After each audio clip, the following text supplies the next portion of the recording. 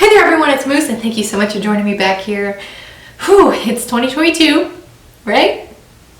And 2021 was an interesting year for me in terms of reading. I did read more than I think I've ever read in a year, which was awesome. So today I want to go over my reading stats for 2021, my reading statistics. I want to use Storygraph to do this. Storygraph, in my opinion, is superior to Goodreads. I said it. There we go. And they finally made an app. So if you've been interested in Storygraph, but the fact that they don't have an app has kind of deterred you, I encourage you to go check it out. I feel like it has so much more than Goodreads does. I don't know. I just prefer it. Anyways, I'm going to use them to go over my reading stats for 2021. So let's get to it. I have not looked at these yet. I just kind of made sure I knew how to get to them. That's about it. So I haven't looked at these. So these are going to be new to me too. I'm interested to see how I did. Okay, so let's go to my stats. Let's do 2021. Here we go. 2021 reading goal reached. Reaching a goal of 60 books met. Awesome. All right, so in 2021, I read 25,539 pages. That's pretty good if I do say so myself. That's pretty cool. All right. Oh, there's different contents and stuff. Oh, wow. Okay, there's a bunch of stuff to look at. All right, cool. Let's go to the top. Moods. Adventurous definitely outweighs everything. So apparently I'm into adventurous stuff, which I think is pretty accurate. I do prefer my stories. First of all, I like fantasies, and fantasy is often centered around adventure, so that makes sense to me. Emotional. I'm not an emotional person. Sometimes. To my husband, I am. Otherwise, no, I'm not really emotional. I don't cry over books. I laugh more than anything. But I do read some hard, heavy type stuff, maybe. That's what it's referring to when it says emotional. I don't know. Let's see what it says. A Curse Through Dark and Lonely. Twilight is on here. The Huckleberry Hill things are on here. Those are just romances. The Rage of Dragons, I will say, is kind of emotional. There's a bunch of heavy stuff that goes on in those books. 7 Ways to Kill a King, I don't really think is emotional. The Selection series, we got some ACOTAR on there. The Help is emotional. The Help is a good one. See, that's what I think about when I think emotional. Not all of these YA books. Either way, alright. Maybe so. Alright, Dark. Which ones do they have as dark? Queen of Shadows. Okay, the Throne of Glass series. Twilight. If you say so, Storygraph. If you say so. Fires of Vengeance and the Rage of Dragons. Yeah, like I say, those two kind of have some darker themes in them. So I do agree with those two. And Ember in the Ashes. It's been a year since I read that one, and I listened to it on audiobook. I don't retain as much when I listen to them on audiobook, but I do remember some kind of disturbing stuff happening in that. So yeah, maybe so. The 5th season, yeah, that one was dark. That one I'm not going to finish because of how dark it ended. Something happens at the ending of that one that, as a mom, I can't handle it. I can't handle it. There should really be a trigger warning, in my opinion. So yeah, I'm not going to read that one. I guess. I don't know. Mysterious. I don't know if I agree with that. Lighthearted. Some of the Huckleberry Hill series were lighthearted. Tense. I didn't read a whole lot of tense books. Challenging. Yeah. Reflective. Nah. Hopeful. Nah. Sad. Yeah, I don't read a whole lot of sad stuff. Alright, anyways. Pace. Predominantly medium paced. I'd say that's accurate. Fast paced. Which ones do they say is fast paced? Throne of Glass? I would say A Curse Through Dark and Lonely is kind of medium-paced, personally. Harry Potter is kind of fast-paced. I think because it's a middle grade book, it kind of has to be to keep the kids' attention. Crown of Midnight? In the Hands of the Goddess? Yeah, those again, though, are kind of middle grade. The Fires of Vengeance? I don't know. There's some lulls in there.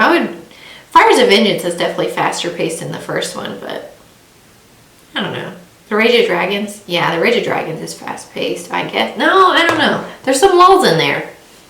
I don't know. Maybe my opinion of fast paced is not what Storygraph is, or the people who does this on Storygraph. Slow paced. War Storm, yeah. Sky in the Deep, yeah, yeah. Some of the romance books, yeah. Wicked King, is the Wicked King slow paced? I would say more so medium paced, personally. A Deal with the Elf King, yeah, that one's pretty slow paced. There's a lot of monologuing in that one. The Bridge Kingdom, no, I don't agree with that. Yeah, I don't agree with that. I would say that's medium pace. Radiance, yeah, it's pretty slow. If you watch my my end of the year wrap up, you'll know how I feel about Radiance. Page number, predominantly 300 to 499. Makes sense. 500 plus though is kind of big too. Really, I didn't realize Legendary was that big. I listened to that one on audiobook though, to be fair. Yeah, the Fires of Vengeance is huge. Midnight Sun is huge. The Rage of Dragons is huge. From Blood and Ash is huge. Fifth season took me a while to get through, but I think that's just because it was a little bit of a struggle for me. Serpent and Dove I listened to. A Court of Mist and Fury is pretty big. All of the Blood and Ash books are big, and all of the Throne of Glass books pretty big too. Yeah, all right. What were my small books? I don't read a ton of small books. I typically read thicker, chunky books. Yeah, Song of the Lioness trilogy. That's a novella. Radiance was short, that's why I chose it. 7 Ways to Kill a King. I think I listened to that one because it was short. Fiction or nonfiction? 100% fiction. 100%. I'm not a nonfiction person. I don't enjoy it. Genres. Yeah, this makes sense to me. This definitely makes sense to me. Fantasy. Young adult fantasy predominantly. With some romance in it, yeah. And I read more romance books last year than I typically read. I usually don't read any strictly romance. I definitely prefer fantasy romances. But I did read the Huckleberry Hill, Jennifer Beckstrand series last year. I thoroughly enjoyed it. They're Amish romances that I have found a new love for last year. So yeah, I did read some romance. Dystopian. Which one is a dystopian? Oh, the Selection series. And okay, that makes sense to me. Yeah, I do really enjoy dystopians. I would like to read more this year than I did last year. I only read 4 last year. Are the Red Queen books not considered dystopians? Didn't I read Warstorm last year? I would consider those dystopians. Either way, anyways. Format, print. Okay, this is not true. This is not true. I didn't realize that Storygraph did this, so I'm going to ignore that. Most of my reading was done on Scribd or Libby. Let me just say that. Very few were actual physical reads. 1 maybe, 2. Very, very few. Most read authors, Jennifer Beckstrand. Yeah, because I read a lot of her Amish romance books. Sarah J. Maas. Yeah, I read a lot of the Throne of Glass books, and I reread ACOTAR last year, so there you go.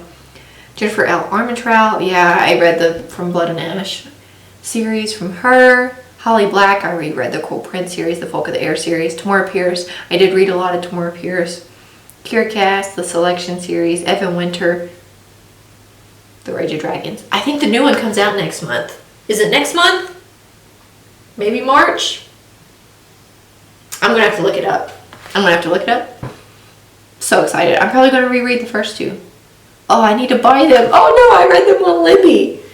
Oh no. Oh, I'm going to have to order them. It's just, that's it. That's the end of it. I'm going to have to order them. Put them on my shelf. That's it. All right, that's enough of that. Number of books and pages, 60 books. Oh wow, they have like a month setting. Books read. Oh, can I not like click on it? I'm trying to click on it. I wish this chart was bigger.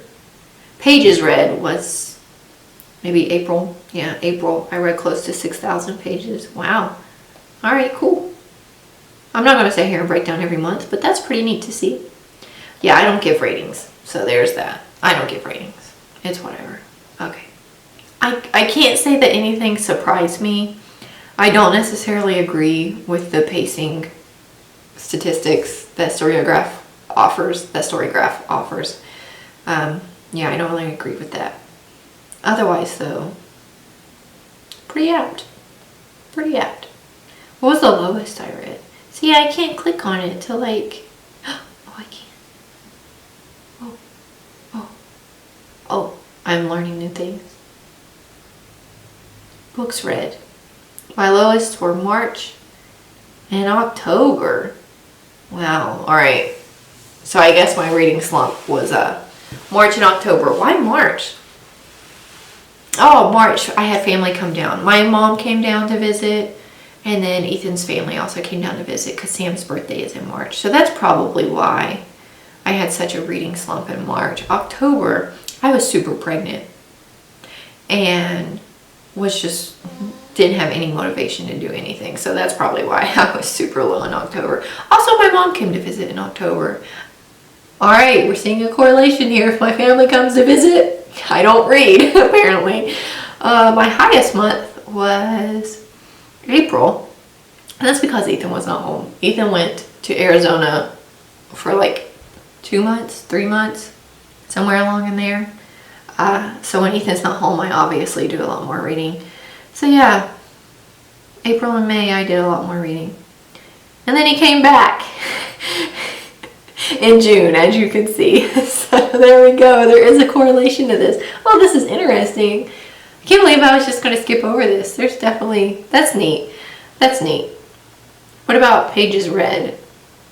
I feel like there's just a correlation with that, obviously.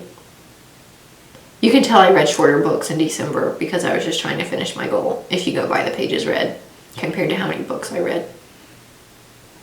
Anyways, all right, there we go. There's the end of it. There's the end of it. So yeah, there we go. Those are my 2021 statistics. I'm pretty proud of myself for 2021. Let me just say that. 60 books is the most I've ever read in a year, I'm pretty sure. So the fact that I met that goal while having a baby last year too is awesome to me. I don't like to brag on myself, but I'm happy with myself. I'm pleased. It was a busy year for me. It was a busy year. Sam turned 1. I got my master's degree. I had another baby. I got pregnant, had another baby, all that good stuff. So I'm happy with myself. It's whatever. In terms of 2022, my reading goal is not as high as it was last year because of everything going on in life right now. It's just I'm trying to be realistic. And quite frankly, I did a lot of reading last year because of audiobooks. One, I don't have a commute anymore because I'm not student teaching or anything like that. So I used to do a lot of quote-unquote reading on my way to work every morning. I'm not doing that anymore. I'm staying home. So I'm not listening to audiobooks as much. And quite frankly, when I do have the opportunity to listen to audiobooks, I'm finding myself choosing podcasts instead. I'm not in an audiobook mood right now, and I don't really foresee myself being in one anytime soon. So I've made my goal a little lower. Instead of 60 books in 2022, I want to read 40, which I think is fine. I hope to exceed that.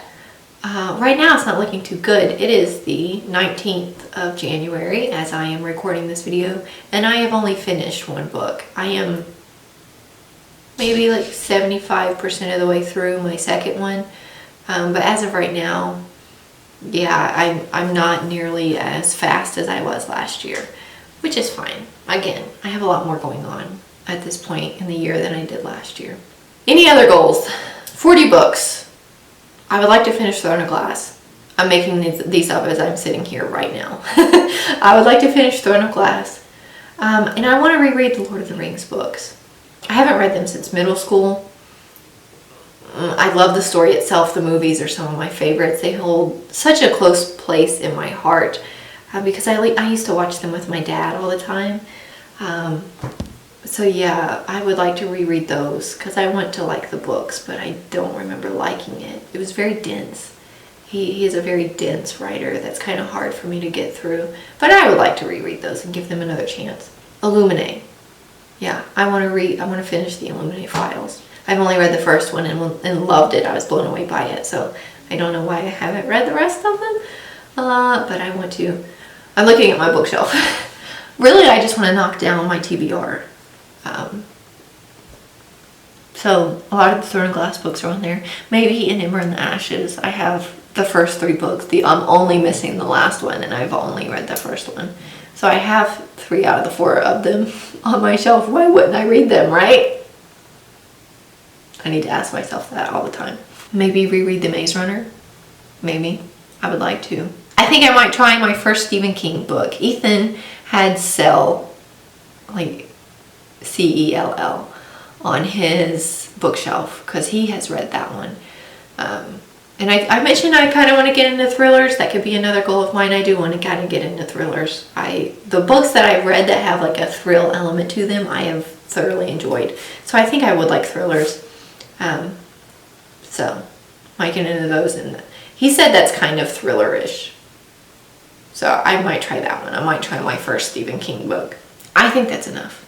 I think that's enough. What were my goals? All right, let's break it down. 40 books in 2022. I want to finish Throne of Glass. I want to finish the Illuminae Files. I want to reread The Lord of the Rings. I want to get into thrillers.